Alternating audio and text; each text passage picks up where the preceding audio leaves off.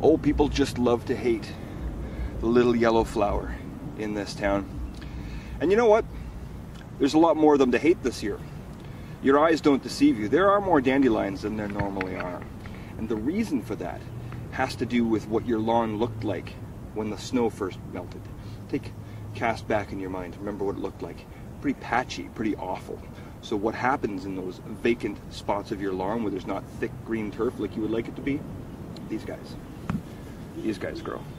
Not just above, but take a look at that root.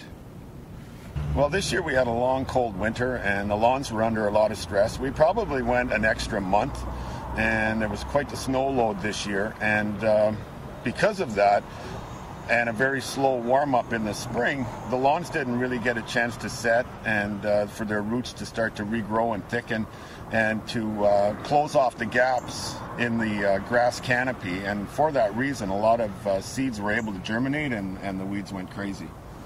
People like Blosky have sprays you can use, and they can use on your lawn for you, which are still legal in this province. Or you can also go the route like my folks do and just pull them out. The problem is, like I said, look at the root on that. It's huge. And this one, which has been pulled out, is broken off on the end.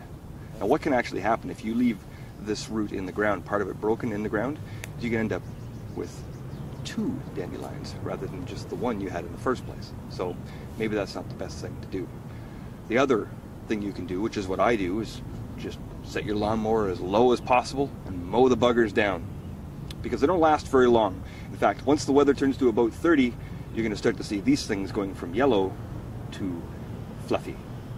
A lot of people have had difficulty with dandelions and have just given up trying, and because of that, there's a lot more seeds blowing around the neighborhoods. But this is probably a bit of a sign of things to come. In Ottawa, Doug Hempstead for Sun News.